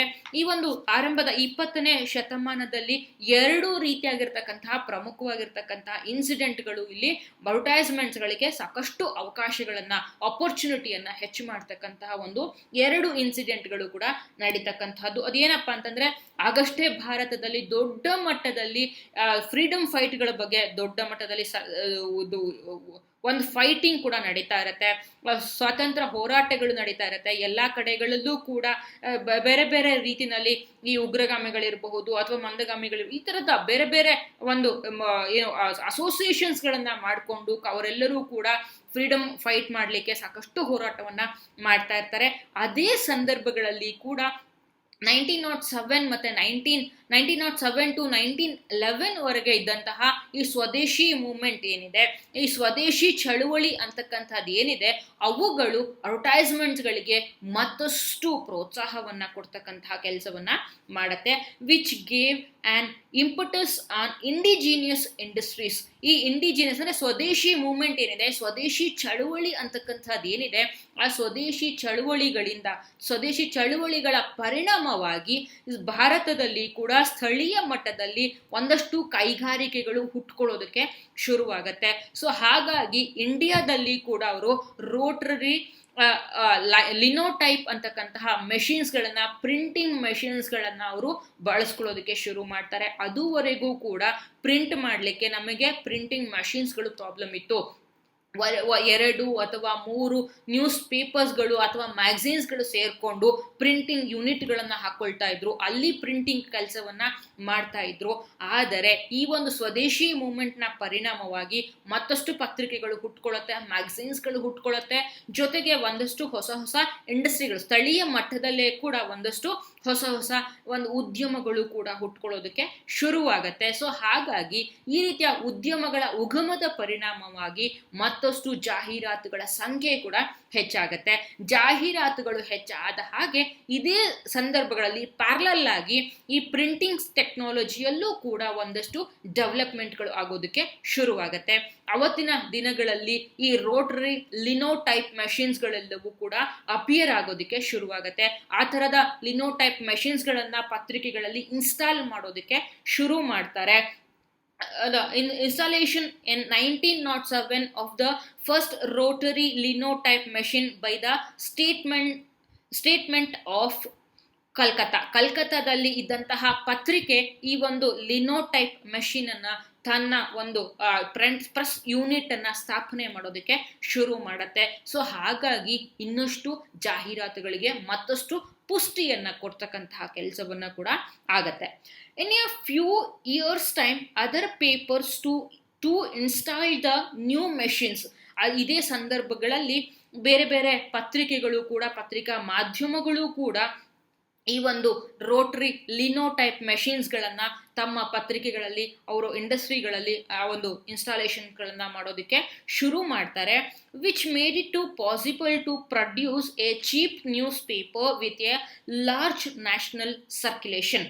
ಸೊ ಈ ರೀತಿಯ ಒಂದು ರೋಟರಿ ಲಿನೋಟೈಪ್ ಮೆಷಿನ್ಸ್ಗಳನ್ನ ಅವರು ಆ ಪ್ರಿಂಟಿಂಗ್ ಯೂನಿಟ್ಗಳನ್ನ ಹಾಕೊಳ್ಳೋದ್ರ ಮೂಲಕ ಆ ಪತ್ರಿಕೆಗಳಿಗೆ ಇಡೀ ದೇಶದ ಮಟ್ಟದಲ್ಲಿ ಪತ್ರಿಕೆಗಳನ್ನ ಸರ್ಕ್ಯುಲೇಟ್ ಮಾಡೋದಕ್ಕೆ ಅವಕಾಶವನ್ನ ಒದಗಿಸ್ಕೊಡತ್ತೆ. ಹೆಚ್ಚು ಪತ್ರಿಕೆಗಳನ್ನ ಅವರು ಪ್ರಿಂಟ್ ಮಾಡೋದ್ರ ಮೂಲಕ ಇಡೀ ದೇಶಕ್ಕೆ ಅವರು ಪತ್ರಿಕೆಗಳನ್ನು ಪ್ರಸರಿಸಲಿಕ್ಕೆ ಸರ್ಕ್ಯುಲೇಷನ್ ಮಾಡಲಿಕ್ಕೆ ಅವಕಾಶವನ್ನು ಕೂಡ ಮಾಡಿಕೊಡ್ತಕ್ಕಂತಹದ್ದು. The first Indian ad agency, the Indian Advertising Agency, was launched around this time. ಇದೇ ಸಂದರ್ಭಗಳಲ್ಲಿ ದೇಶದಲ್ಲಿ ಪ್ರಪ್ರಥಮ ಬಾರಿಗೆ ಇಂಡಿಯನ್ ಅಡ್ವರ್ಟೈಸಿಂಗ್ ಏಜೆನ್ಸಿ ಕೂಡ ಹುಟ್ಕೊಳ್ಳುತ್ತೆ. ಸೊ ಇದರ ಪರಿಣಾಮವಾಗಿ ಅಡ್ವರ್ಟೈಸ್ಮೆಂಟ್ ಏಜೆನ್ಸಿಗಳ ಯುಗ ಅಂತಕ್ಕಂಥದ್ದು ಕೂಡ, ಅಡ್ವರ್ಟೈಸಿಂಗ್ ಏಜೆನ್ಸಿ ಎರಾ ಕೂಡ ಇಂಡಿಯಾದಲ್ಲಿ ಕೂಡ ಭಾರತದ ಮಟ್ಟಿಗೆ ಕೂಡ ಪ್ರಾರಂಭ ಆಗ್ತಕ್ಕಂತಹದ್ದು. ಅಂಡ್ ಸ್ಟಿಲ್ ಇವತ್ತಿಗೂ ಕೂಡ ಆ ಒಂದು ಏಜೆನ್ಸಿ ಏನಿದೆ, ಇಂಡಿಯನ್ ಅಡ್ವರ್ಟೈಸಿಂಗ್ ಏಜೆನ್ಸಿ ಏನಿದೆ, ಇವತ್ತಿಗೂ ಕೂಡ ರನ್ ಆಗ್ತಾ ಇದೆ. ಇವನ್ ಟುಡೇ ನಾವು ಅಡ್ವರ್ಟೈಸಿಂಗ್ ಏಜೆನ್ಸಿಗಳನ್ನ ನೋಡೋದಕ್ಕೆ ಸಾಧ್ಯ ಆಗುತ್ತೆ. ನಾವು ಹೇಗೆ ಸುದ್ದಿ ಸಂಸ್ಥೆಗಳಿದ್ದಾವೆ ಅದೇ ರೀತಿಯಾಗಿ ಜಾಹೀರಾತು ಸಂಸ್ಥೆಗಳೂ ಕೂಡ ಭಾರತದಲ್ಲಿ ಎಕ್ಸಿಸ್ಟೆನ್ಸ್ ಅಲ್ಲಿ ಇರೋದನ್ನ ನಾವು ಇವತ್ತು ಕೂಡ ಗಮನಿಸಬಹುದು. The Calcutta Advertising Agency started operation in 1909. The Calcutta advertising agency ಏನಿದೆ ಅದು 1909ರಲ್ಲಿ ಪ್ರಾರಂಭ ಆಗುತ್ತೆ. ಅಲ್ಲಿಂದ ತನ್ನ ಕೆಲಸ ಕಾರ್ಯಗಳನ್ನು, ಅಡ್ವರ್ಟೈಸ್ಮೆಂಟನ್ನು ಕಲೆ ಹಾಕ್ತಕ್ಕಂತಹದ್ದು, ಬೇರೆ ಬೇರೆ ನ್ಯೂಸ್ ಪೇಪರ್ಸ್ಗಳೆಲ್ಲ ಒಂದು ಸ್ಪೇಸನ್ನು ಪರ್ಚೇಸ್ ಮಾಡ್ತಕ್ಕಂತಹ ಕೆಲಸವನ್ನು ಕೂಡ ಈ ಕಲ್ಕತ್ತಾ ಅಡ್ವರ್ಟೈಸಿಂಗ್ ಏಜೆನ್ಸಿ ಕೂಡ ಮಾಡೋದಕ್ಕೆ ಶುರು ಮಾಡುತ್ತೆ. ಅಂಡ್ ಬಿ ದತ್ತಾರಾಮ್ಸ್ ಇನ್ 1915 ದತ್ತಾರಾಮ್ ಅಂತಕ್ಕಂತಹ ದತ್ತಾರಾಮ್ಸ್ ಅಂತಕ್ಕಂತಹ ಒಂದು ಅಡ್ವರ್ಟೈಸ್ಮೆಂಟ್ ಏಜೆನ್ಸಿ ಕೂಡ ಅಲ್ಲಿ ಶುರುವಾಗುತ್ತೆ. The main function of these agencies was to secure advertisements and to get them published in the press. ಅಂದರೆ ಪತ್ರಿಕೆಗಳಿಗೆ ಬೇಕಾಗಿರ್ತಕ್ಕಂತಹ, ಪತ್ರಿಕೆಗಳಲ್ಲಿ ಇರ್ತಕ್ಕಂತಹ ಒಂದು ಸ್ಪೇಸನ್ನು ಪರ್ಚೇಸ್ ಮಾಡ್ತಕ್ಕಂತಹದ್ದು, ಮತ್ತು ಈ ಮ್ಯಾನುಫ್ಯಾಕ್ಚರರ್ಸ್ಗಳಿಗೆ ಅವರ ಏನು ಇದ್ದಾವೆ, ಇವನು ಅಡ್ವರ್ಟೈಸ್ಮೆಂಟ್ಸ್ಗಳಿದ್ದಾವೆ, ಆ ಅಡ್ವರ್ಟೈಸ್ಮೆಂಟ್ಸ್ಗಳನ್ನು ಅಲ್ಲಿ ಪಬ್ಲಿಷ್ ಆಗುವ ಹಾಗೆ ನೋಡ್ಕೊಳ್ತಕ್ಕಂಥದ್ದು. ಆ ಮೂಲಕ ಇವರು ಬಿಸ್ನೆಸ್ಸನ್ನು, ಇವರ ಏಜೆನ್ಸಿ ಬಿಸ್ನೆಸ್ಸನ್ನು ರನ್ ಮಾಡ್ತಕ್ಕಂತಹ ಕೆಲಸವನ್ನು ಕೂಡ ಇವರು ಮಾಡ್ತಾ ಹೋಗ್ತಾರೆ. However, the Indian advertising agencies found it difficult to compete with the British agencies. ಇದೇ ಸಂದರ್ಭಗಳಲ್ಲಿ ಬ್ರಿಟಿಷ್ ಏಜೆನ್ಸಿಗಳು ಕೂಡ ಹೆಚ್ಚಾಗಿ ಭಾರತದಲ್ಲೇ ಕೂಡ ಎಸ್ಟಾಬ್ಲಿಷ್ ಆಗೋದಕ್ಕೆ ಶುರುವಾಗತ್ತೆ. ಸೊ ಹಾಗಾಗಿ ಅವರ ನಡುವೆ ಇವರು ಕಾಂಪಿಟೇಷನ್ ಅನ್ನು ಕೂಡ ಮಾಡಬೇಕಾಗತ್ತೆ. ಭಾರತದಲ್ಲಿ ಅದರದೇ ಆಗಿರತಕ್ಕಂತಹ ಇಂಡಿಜಿನಿಯಸ್ ಇಂಡಸ್ಟ್ರಿಗಳು ಏನು ಹುಟ್ಟುಕೊಂಡಿತ್ತು, ಅದರ ಜೊತೆಗೆ ಇಲ್ಲಿ ಬ್ರಿಟಿಷ್ ಅಡ್ವರ್ಟೈಸ್ಮೆಂಟ್ ಏಜೆನ್ಸಿಗಳು ಕೂಡ ಎಕ್ಸಿಸ್ಟೆನ್ಸ್ ಅಲ್ಲಿ ಇತ್ತು. ಅವರ ನಡುವೆ ಇವರು ಕಾಂಪಿಟೇಷನ್ ಅನ್ನ ಮಾಡ್ತಕ್ಕಂತಹ ಒಂದು ಸಂದರ್ಭಗಳು ಕೂಡ ಎದುರಾಗತ್ತೆ. The major British agencies of the 20s and 30s were, ಅಂದ್ರೆ ಅವತ್ತಿನ ದಿನಗಳಲ್ಲಿ ಹೆಚ್ಚು ಪ್ರಾಮಿನೆನ್ಸ್ ಅನ್ನ ಪಡ್ಕೊಂಡಿದ್ದಂತಹ ಬ್ರಿಟಿಷ್ ಅಡ್ವರ್ಟೈಸಿಂಗ್ ಏಜೆನ್ಸಿಗಳು ಯಾವುದಪ್ಪ ಅಂತಂದ್ರೆ alliance advertising associates, publicity society of India. ಅವತ್ತಿನ ದಿನಗಳಲ್ಲಿ ಅವರು ಪಬ್ಲಿಸಿಟಿ ಸೊಸೈಟಿ ಆಫ್ ಇಂಡಿಯಾ ಏನಿತ್ತು, ಅವರು ಔಟ್ಡೋರ್ ಅಡ್ವರ್ಟೈಸ್ಮೆಂಟ್ಸ್ಗಳಲ್ಲಿ ಹೆಚ್ಚು ಪಾಪ್ಯುಲಾರಿಟಿಯನ್ನು ಪಡ್ಕೊಂಡಂತಹ ಒಂದು ಅಡ್ವರ್ಟೈಸ್ಮೆಂಟ್ ಏಜೆನ್ಸಿ ಕೂಡ ಆಗಿತ್ತು. ಅಲ್ಲಿಯೇ ಸ್ಟ್ರೋನಾಚ್ ಅಂಡ್ ಕಂಪನಿ, ಬಾಂಬೆಯಲ್ಲಿ ಶುರುವಾದಂತಹ ಒಂದು ಕಂಪನಿ, DJ ಕಿಮರ್ ಅಂತಕ್ಕಂತಹ ಒಂದು ಅಡ್ವರ್ಟೈಸಿಂಗ್ ಏಜೆನ್ಸಿ ಕೂಡ ಶುರುವಾಗತ್ತೆ. ಇವತ್ತಿಗೂ ಕೂಡ ಆಗಿಲ್ವಿ ಅಂತನೋ ಹೆಸರಿನಲ್ಲಿ ಇವತ್ತಿಗೂ ಕೂಡ ಈ ಅಡ್ವರ್ಟೈಸ್ಮೆಂಟ್ ಏಜೆನ್ಸಿ ಇವತ್ತು ಕೂಡ ರನ್ ಆಗ್ತಾ ಇದೆ. ಈವನ್ ಟುಡೇ ಲಂಡನ್ ನಲ್ಲಿ ಕೂಡ ಆಗಿಲ್ವಿ ಅಂತಕ್ಕಂತಹ ಒಂದು ಅಡ್ವರ್ಟೈಸಿಂಗ್ ಏಜೆನ್ಸಿ ಇದೆ. ಅದೇ ರೀತಿಯ ಇಂಡಿಯಾದಲ್ಲೂ ಕೂಡ ಅದೊಂದು ಬ್ರಾಂಚ್ ಅನ್ನ ಕೂಡ ಹೊಂದಿದೆ ಅಡ್ವರ್ಟೈಸಿಂಗ್ ಏಜೆನ್ಸಿ. ತುಂಬಾ ದೊಡ್ಡ ಅಡ್ವರ್ಟೈಸಿಂಗ್ ಅಂತ one of the oldest advertising agency ಅಂತ ಹೇಳಿ ಕೂಡ ಆಗಿಲ್ವಿ ಇವತ್ತು ಕೂಡ ಕರ್ಸ್ಕೊಂಡಿರ್ತಕ್ಕಂಥದ್ದು. ಹಾಗೇನೆ ವಾಲ್ಟರ್ ಥಾಮ್ಸನ್ ಅಂತಕ್ಕಂಥ ಒಂದು ಅಡ್ವರ್ಟೈಸಿಂಗ್ ಏಜೆನ್ಸಿ ಕೂಡ ಅವತ್ತಿನ ಸಂದರ್ಭಗಳಲ್ಲಿ ಕೂಡ ಹುಟ್ಕೊಳ್ತಕ್ಕಂಥದ್ದು. ಸೊ ಹೀಗೆ ಬ್ರಿಟಿಷ್ ಏಜೆನ್ಸಿಗಳ ಜೊತೆಗೆ ಭಾರತದ ಏಜೆನ್ಸಿಗಳು ಕೂಡ ಇದು ಹುಟ್ಕೊಳ್ಳೋದಕ್ಕೆ ಶುರುವಾಗತ್ತೆ. ಮತ್ತೆ ಇದೇ ಸಂದರ್ಭಗಳಲ್ಲಿ ನೋಡಿದಂತಹ ಸಂದರ್ಭಗಳಲ್ಲಿ ಡ್ಯೂರಿಂಗ್ ದ ವಾರ್ ಟೈಮ್, ಅಂದ್ರೆ ಇಡೀ ಪ್ರಪಂಚದಲ್ಲೇ ಕೂಡ 1913 ಅಲ್ಲಿ ಕೂಡ, ಅದಕ್ಕಿಂತ ಮೊದಲು ಅಂದ್ರೆ 1907 ಮತ್ತೆ 1913 ಇಂದ 1942 ವರೆಗೂ ಕೂಡ ಇಂಡಿಯಾದಲ್ಲಿ, ಇಡೀ ಪ್ರಪಂಚದಲ್ಲೇ ಕೂಡ ಎರಡು ರೀತಿಯಾಗಿರ್ತಕ್ಕಂತಹ ನಾವು ವರ್ಲ್ಡ್ ವಾರ್ ಅನ್ನ ಕೂಡ ನಾವು ನೋಡೋದಕ್ಕೆ ಸಾಧ್ಯ ಆಗತ್ತೆ. ಆ ವರ್ಲ್ಡ್ ವಾರ್ ಸಂದರ್ಭಗಳಲ್ಲಿ ಡ್ಯೂರಿಂಗ್ ದಿಸ್ ವಾರ್ ಪೀರಿಯಡ್, ಈ ಒಂದು ಏನು ಮಹಾಯುದ್ಧಗಳ ಸಂದರ್ಭಗಳು ಏನಿದ್ದಾವೆ ಆ ಸಂದರ್ಭಗಳಲ್ಲೂ ಕೂಡ ಅಡ್ವರ್ಟೈಸ್ಮೆಂಟ್ಸ್ಗಳನ್ನ ಈ ಅಡ್ವರ್ಟೈಸ್ಮೆಂಟ್ಗಳು ಕೂಡ ಒಂದಷ್ಟು ಎಕ್ಸ್ಪ್ಲಾಯ್ಟೇಷನ್ ಮಾಡೋದಕ್ಕೆ ಶುರು ಮಾಡುತ್ತೆ. ಯಾಕಪ್ಪ ಅಂತಂದ್ರೆ ವಾರ್ಗೆ ಬೇಕಾಗಿರ್ತಕ್ಕಂತಹ ಫಂಡ್ ಅನ್ನ ರೈಸ್ ಮಾಡಬೇಕು ಅಂತ ಹೇಳ್ಬಿಟ್ಟು ಹೇಳಿ ಅಡ್ವರ್ಟೈಸ್ಮೆಂಟ್ ಏಜೆನ್ಸಿಗಳಿಗೆ ಪ್ರೆಷರ್ ಹಾಕೋದಕ್ಕೆ ಶುರು ಮಾಡ್ತಾರೆ. ಯಾಕಂದ್ರೆ ಬ್ರಿಟಿಷ್ ಅವತ್ತಿನ ಕಾಲದಲ್ಲಿ ಇನ್ನೂ ಕೂಡ ಭಾರತದಲ್ಲಿ ಬ್ರಿಟಿಷ್ನವರು ಆಳ್ವಿಕೆ ನಡೆಸ್ತಾ ಇದ್ರು, ಬ್ರಿಟಿಷ್ ಎಂಪರರ್ಗಳು ನಮ್ಮ ಇಂಡಿಯಾದಲ್ಲಿ ಇನ್ನೂ ಕೂಡ ಇದ್ರು.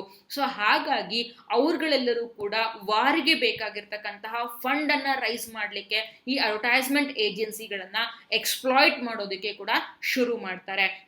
ಅವುಗಳ ಮೂಲಕ ಫಂಡ್ ರೈಸ್ ಮಾಡೋದಕ್ಕೆ ಅವ್ರಿಗೆ ಒಂದಷ್ಟು ಪ್ರೆಷರ್ ಅನ್ನ ಹಾಕ್ತಕ್ಕಂತಹ ಕೆಲಸವನ್ನ ಕೂಡ ಮಾಡಲಾಗತ್ತೆ.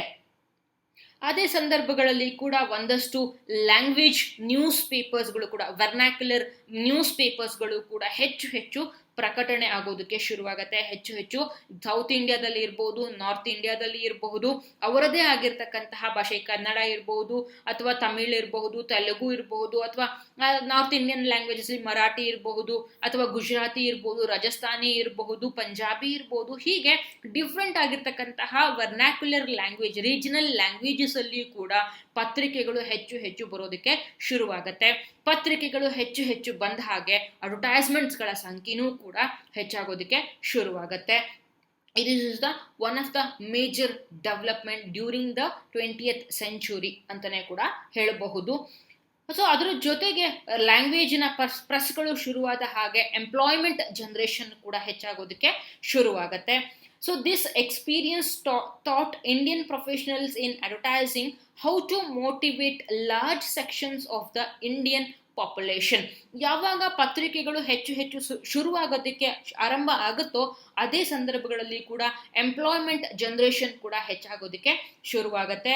ಸೊ ಹಾಗಾಗಿ ನಾವು ಇಂಡಿಯನ್ ಪ್ರೊಫೆಷನಲ್ಸ್ಗಳು ಏನಿದ್ರು ಅವುಗಳ ಮೂಲಕ ಈ ಎಂಪ್ಲಾಯ್ಮೆಂಟ್ ಜನರೇಷನ್ಸ್ಗಳ ಮೂಲಕ ಹೆಚ್ಚು ಹೆಚ್ಚು ಅಡ್ವರ್ಟೈಸ್ಮೆಂಟ್ಸ್ಗಳನ್ನ ತೆಗೆದುಕೊಳ್ಳೋದು ಹೇಗೆ, ಈ ಒಂದು ಅಡ್ವರ್ಟೈಸ್ಮೆಂಟ್ ಇಂಡಸ್ಟ್ರಿ ಆಗಿ ಅದನ್ನ ಕನ್ವರ್ಟ್ ಮಾಡ್ತಕ್ಕಂಥದ್ದು ಹೇಗೆ ಅನ್ನೋತಕ್ಕಂತಹ ಎಲ್ಲ ರೀತಿಯ ಒಂದು ಹೊಸ ಹೊಸ ಆಂಗಲ್, ದೃಷ್ಟಿಕೋನಗಳಿಂದ ಎಲ್ಲವನ್ನೂ ಕೂಡ ನೋಡೋದಕ್ಕೆ ಶುರು ಮಾಡ್ತಾರೆ. ಈ ಅಡ್ವರ್ಟೈಸ್ಮೆಂಟ್ ಅಂತಕ್ಕಂತಹದ್ದೇ ಒಂದು ಏಜೆನ್ಸಿಯಾಗಿ, ಒಂದು ಉದ್ಯಮಿಯಾಗಿ ಅವುಗಳೆಲ್ಲವೂ ಕೂಡ ಸಾಕಷ್ಟು ಡೆವಲಪ್ಮೆಂಟ್ ಆಗೋದಕ್ಕೆ ಶುರುವಾಗತ್ತೆ.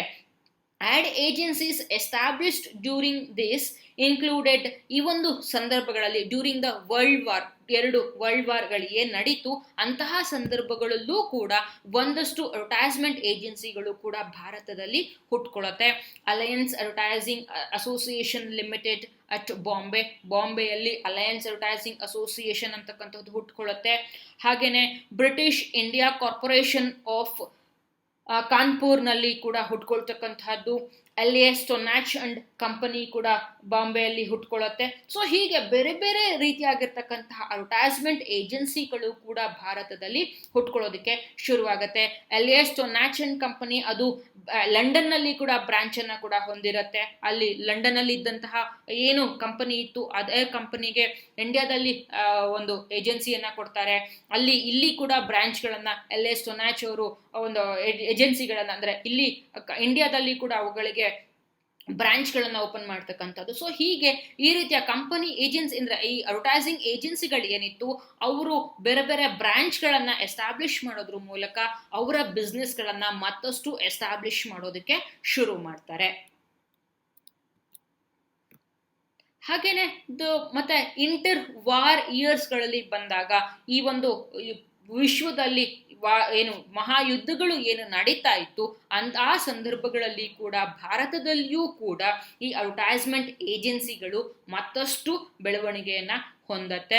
During the inter war years a few Indian agencies to sprang up. ಇಂಡಿಯಾದಲ್ಲೂ ಕೂಡ ಭಾರತದಲ್ಲಿಯೂ ಕೂಡ ಈ ಒಂದು ಅಡ್ವರ್ಟೈಸ್ಮೆಂಟ್ ಏಜೆನ್ಸಿಗಳು ಮತ್ತಷ್ಟು ಬೆಳವಣಿಗೆಯನ್ನ ಹೊಂದತಕ್ಕಂತಹದ್ದು. ಅಂದ್ರೆ ಮಹಾಯುದ್ಧಗಳು ಏನು ಜರುಗ್ತಾ ಇತ್ತು ಅಂತಹ ಸಂದರ್ಭಗಳಲ್ಲೂ ಕೂಡ ಸಾಕಷ್ಟು ಈ ಒಂದು ಅಡ್ವರ್ಟೈಸ್ಮೆಂಟ್ ಏಜೆನ್ಸಿಗಳು ಕೂಡ ಹುಟ್ಕೊಳ್ಳುತ್ತೆ. ಮಾಡರ್ನ್ ಪಬ್ಲಿಸಿಟಿ ಕಂಪನಿ ಮದ್ರಾಸ್ನಲ್ಲಿ ಹುಟ್ಕೊಳ್ಳುತ್ತೆ. 1924ನಲ್ಲಿ ಕಲ್ಕತ್ತಾ ಪಬ್ಲಿಸಿಟಿ ಅಂತಕ್ಕಂಥ ಅಡ್ವರ್ಟೈಸ್ಮೆಂಟ್ ಏಜೆನ್ಸಿ ಕೂಡ ಶುರುವಾಗ್ತಕ್ಕಂತಹದ್ದು. ಬಾಂಬೆ ಮತ್ತು ಕಲ್ಕತ್ತಾದಲ್ಲಿ 1925 ಸೆಂಟ್ರಲ್ ಪಬ್ಲಿಸಿಟಿ ಸರ್ವಿಸ್ ಅಂತಕ್ಕಂಥ ಒಂದು ಅಡ್ವರ್ಟೈಸ್ಮೆಂಟ್ ಏಜೆನ್ಸಿ ಕೂಡ ಹುಟ್ಕೊಳ್ಳುತ್ತೆ. ಓರಿಯೆಂಟಲ್ ಅಡ್ವರ್ಟೈಸಿಂಗ್ ಏಜೆನ್ಸಿ ಅಂತಕ್ಕಂತಹದ್ದು ಕೇರಳದ ತಿರುಚನಾಪಳ್ಳಿಯಲ್ಲಿ ಕೂಡ ಹುಟ್ಕೊಳ್ತಕ್ಕಂತಹದ್ದು. ಬ್ರಿಟಿಷ್ ಏಜೆನ್ಸಿಗಳು ಕೂಡ ಸೈಮಲ್ಟೇನಿಯಸ್ ಆಗಿ ಭಾರತದಲ್ಲಿ ಜೊತೆಗೆ ಭಾರತದವರು ಈ ಥರ ಅಡ್ವರ್ಟೈಸ್ಮೆಂಟ್ ಏಜೆನ್ಸಿಗಳನ್ನು ಶುರು ಮಾಡೋದ್ರ ಜೊತೆಗೆ ಬ್ರಿಟಿಷ್ ಏಜೆನ್ಸಿಗಳು ಕೂಡ ಭಾರತದಲ್ಲಿ ಹುಟ್ಕೊಳ್ಳೋದಕ್ಕೆ ಶುರುವಾಗುತ್ತೆ.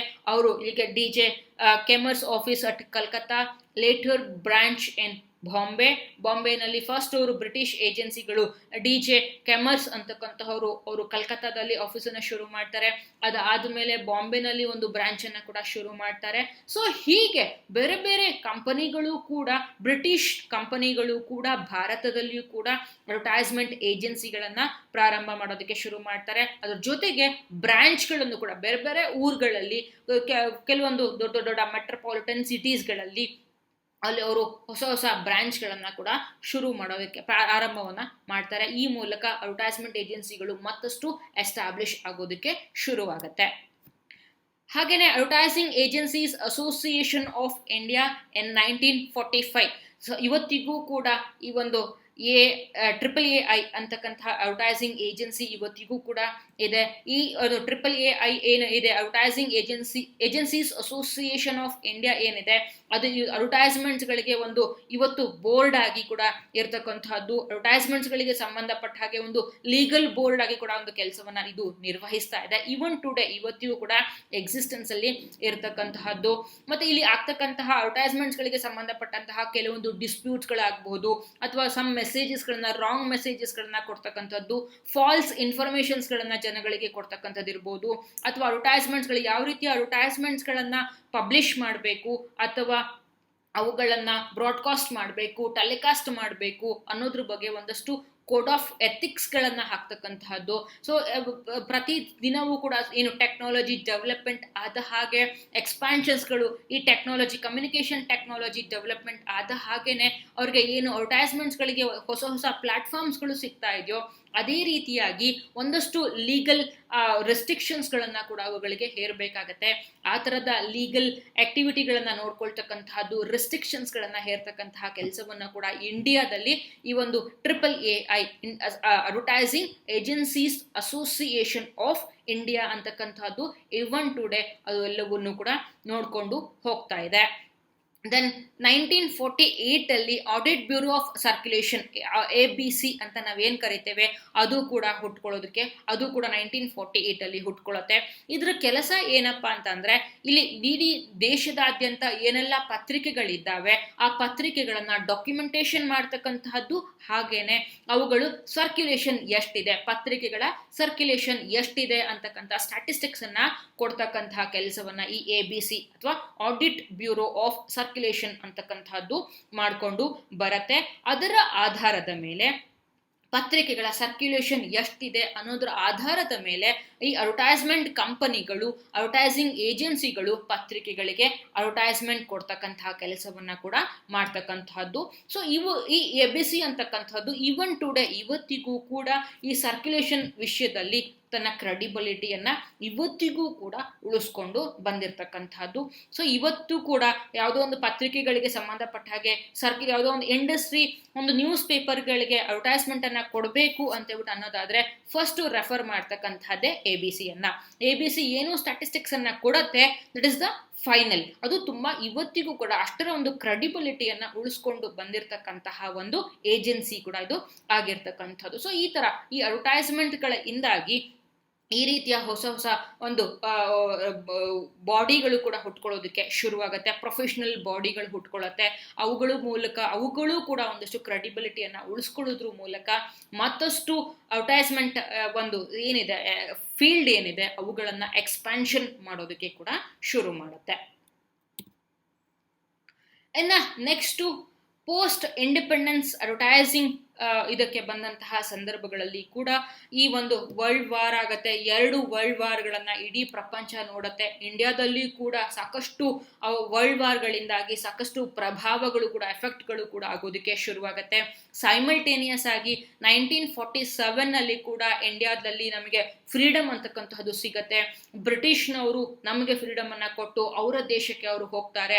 ಸೊ ಈ ತರದ ಒಂದಷ್ಟು ಡೆವಲಪ್ಮೆಂಟ್ಗಳು ಕೂಡ ಇಂಡಿಯಾದಲ್ಲಿ ಆಗೋದಕ್ಕೆ ಶುರುವಾಗತ್ತೆ. ಇಷ್ಟ ಆದ್ರೂ ಕೂಡ ಇದರ ಸೈಮಲ್ಟೇನಿಯಸ್ ಆಗಿ ಇಂಡಿಯಾದಲ್ಲಿ ಕೂಡ 1947 ಅಷ್ಟೊತ್ತಿಗೆ 1947 ಹೊತ್ತಿಗೆ ಆಫ್ಟರ್ ಇಂಡಿಯನ್ ಇಂಡಿಪೆಂಡೆನ್ಸ್ ಅಷ್ಟರೊಳಗೆ ರೇಡಿಯೋ ಕೂಡ ಒಂದಷ್ಟು ತನ್ನದೇ ಆಗಿರ್ತಕ್ಕಂತಹ ಪ್ರಭಾವವನ್ನ ಬೀರೋದಕ್ಕೆ ಶುರು ಮಾಡಿರತ್ತೆ. ಅದರ ಜೊತೆಗೆ ಅಲ್ಲಿ ರೇಡಿಯೋದಲ್ಲಿ ಬರ್ತಕ್ಕಂತಹ ಜಾಹೀರಾತುಗಳು ಕೂಡ ಹೆಚ್ಚಾಗೋದಕ್ಕೆ ಶುರುವಾಗತ್ತೆ. ಈ ಅಡ್ವರ್ಟೈಸ್ಮೆಂಟ್ಸ್ಗಳಿಗೆ ಮತ್ತೊಂದು ಪ್ಲಾಟ್ಫಾರ್ಮ್ಗಳನ್ನು ಕೂಡ ಈ ಒಂದು ರೇಡಿಯೋ ಒದಗಿಸ್ಕೊಡ್ತಕ್ಕಂತಹ ಕೆಲಸವನ್ನು ಕೂಡ ಮಾಡ್ತಕ್ಕಂತಹದ್ದು. World War II and Indian independence, the British owned agencies were sold to Indian business. ಏನು ಬ್ರಿಟಿಷ್ನವರು ಡ್ಯೂರಿಂಗ್ ದ ವಾರ್ ಪೀರಿಯಡ್ ನಲ್ಲಿ ಅವರೇನು ಬ್ರಿಟಿಷ್ ಕಂಪನಿಗಳು ಏನಿದ್ವು ಅವರು ಏನು ಅಡ್ವರ್ಟೈಸ್ಮೆಂಟ್ ಏಜೆನ್ಸಿಗಳನ್ನ ಇಂಡಿಯಾದಲ್ಲಿ ಅವರು ಎಸ್ಟಾಬ್ಲಿಷ್ ಮಾಡಿದ್ರು. ಆ ಒಂದು ಎಸ್ಟಾಬ್ಲಿಷ್ಮೆಂಟ್ಗಳೆಲ್ಲವನ್ನೂ ಕೂಡ ಇಂಡಿಯನ್ ಬಿಸ್ನೆಸ್ ಮೆನ್ಸ್ಗಳಿಗೆ ಅದನ್ನ ಸೇಲ್ ಮಾಡ್ತಾರೆ. ಅವುಗಳ ಮೂಲಕ ಅವರು ಹೆಡ್ ಆಫೀಸ್ಗಳನ್ನ ಲಂಡನ್ ನಲ್ಲಿ ಇಟ್ಕೊಳ್ತಾರೆ, ಅಥವಾ ಅವುಗಳ ಲಂಡನ್ ನಲ್ಲಿ ಹೆಡ್ ಆಫೀಸ್ ಇರುತ್ತೆ, ಇಂಡಿಯಾದಲ್ಲಿ ಅವುಗಳ ಬ್ರಾಂಚ್ಗಳನ್ನ ಓಪನ್ ಮಾಡ್ತಕ್ಕಂಥದ್ದು, ಅಥವಾ ಆ ರೀತಿಯಾಗಿ ಕೆಲವು ಕಂಪನಿಗಳು ಕೂಡ ಮಾಡತ್ವೆ. ಅದ್ರ ಜೊತೆಗೆ ಕೆಲವರು ಏನ್ ಮಾಡ್ತಾರೆ, ಇಲ್ಲಿ ಮೇನ್ ಬ್ರಾಂಚ್ ಅನ್ನ ಇಟ್ಕೊಳ್ತಾರೆ, ಇಂಡಿಯಾದಲ್ಲಿ ಮೇನ್ ಬ್ರಾಂಚ್ ಅನ್ನ ಇಟ್ಕೊಳ್ತಾರೆ, ಅಲ್ಲಿ ಲಂಡನ್ ಅಲ್ಲಿ ಅಥವಾ ಇನ್ಯಾವುದೋ ಒಂದು ಸಿಟಿನಲ್ಲಿ ಬ್ರಾಂಚ್ ಅನ್ನ ಹೊಂದತಕ್ಕಂತಹದ್ದು. ಈ ರೀತಿಯಾಗಿರ್ತಕ್ಕಂತಹ ಉದ್ದಿಮೆನಲ್ಲಿ ಕೂಡ ಬೇರೆ ಬೇರೆ ರೀತಿಯಾದಂತಹ ಡೆವಲಪ್ಮೆಂಟ್ಸ್ಗಳು ಕೂಡ ಆಗೋದಕ್ಕೆ ಶುರುವಾಗುತ್ತೆ. ಅಡ್ವರ್ಟೈಸಿಂಗ್ ಇಂಡಸ್ಟ್ರಿಯಲ್ಲೂ ಕೂಡ ಸಾಕಷ್ಟು ರೀತಿಯಾಗಿರ್ತಕ್ಕಂತಹ ಚೇಂಜಸ್ಗಳು ಕೂಡ ಆಫ್ಟರ್ ಇಂಡಿಪೆಂಡೆನ್ಸ್ ಅಲ್ಲಿ ಕೂಡ ದೇಶದಲ್ಲಿ ಭಾರತದಲ್ಲಿ ಕೂಡ ಡೆವಲಪ್ಮೆಂಟ್ಗಳು ಕೂಡ ಆಗ್ತಕ್ಕಂತಹದ್ದು. Introduction of multi colour printing, development of commercial ads. ಅಂದ್ರೆ ಬೇರೆ ಬೇರೆ ಒಂದೇ ಕಲರ್ಗಳು ಅಂದ್ರೆ ಬ್ಲ್ಯಾಕ್ ಮತ್ತೆ ವೈಟ್ ಮಾತ್ರ ಕಲರ್ಗಳನ್ನ ಬಳಸ್ತಾ ಇದ್ರು ಅವತ್ತಿನ ದಿನಗಳಲ್ಲಿ. ಅದಾದ್ಮೇಲೆ ಮಲ್ಟಿ ಕಲರಿಂಗ್ ಬಳಸ್ತಕ್ಕಂಥದಕ್ಕೆ ಶುರುವಾಗತ್ತೆ. 4 ಕಲರ್ಗಳು ಬರುತ್ತೆ, ಲೈಕ್ ಎಲ್ಲೋ ಇರ್ಬೋದು, ರೆಡ್, ಗ್ರೀನ್ ಮತ್ತೆ ಬ್ಲ್ಯಾಕ್, ಇವು ತರಿತ 4 ಕಲರ್ಗಳು ಬರೋದಕ್ಕೆ ಶುರುವಾಗತ್ತೆ. ಮಲ್ಟಿ ಕಲರಿಂಗ್ ಪ್ರಿಂಟ್ಗಳು ಶುರುವಾಗತ್ತೆ. ನ್ಯೂಸ್ ಪೇಪರ್ಸ್ಗಳು ನಾವು ಇವತ್ತು ಏನ್ ನೋಡ್ತಾ ಇದ್ದೇವೆ, ಕಲರ್ ಪ್ರಿಂಟ್ಗಳಲ್ಲಿ ಕಲರ್ ಪೇಜ್ಗಳಲ್ಲಿ ಏನು ಅಡ್ವರ್ಟೈಸ್ಮೆಂಟ್ಸ್ಗಳು ಇರಬಹುದು, ಅಥವಾ ನ್ಯೂಸ್ ಪೇಪರ್ಗಳಲ್ಲಿ ಪೇಜ್ಗಳು ಬರ್ತಕ್ಕಂಥದ್ದು ಇರ್ಬೋದು. ಸೊ ಈ ರೀತಿಯಾಗಿ ಕಲರ್ ಪ್ರಿಂಟಿಂಗ್ ಅಂತಕ್ಕಂಥದ್ದು ಕೂಡ ಶುರುವಾಗತ್ತೆ. ಪ್ರಿಂಟಿಂಗ್ ಟೆಕ್ನಾಲಜಿಯಲ್ಲಿ ಕೂಡ ಮತ್ತಷ್ಟು ಡೆವಲಪ್ಮೆಂಟ್ಸ್ಗಳು ಕೂಡ ಆಗತ್ತೆ. ಕಮರ್ಷಿಯಲ್ ಆರ್ಟ್ಗಳನ್ನ ಬಳಸ್ತಕ್ಕಂತಹದ್ದು, ಆ ತರದ ಒಂದು ಡೆವಲಪ್ಮೆಂಟ್ಗಳು ಕೂಡ ಆಗ್ತಕ್ಕಂತಹದ್ದು. ಸೊ ಹೀಗೆ ಬೇರೆ ಬೇರೆ ರೀತಿಯಲ್ಲಿ ಕೂಡ ಅಡ್ವರ್ಟೈಸ್ಮೆಂಟ್ಸ್ಗಳ ಸ್ವರೂಪ ಮತ್ತಷ್ಟು ಬದಲಾವಣೆಯನ್ನ ಹೊಂದೋದಕ್ಕೆ ಶುರುವಾಗುತ್ತೆ.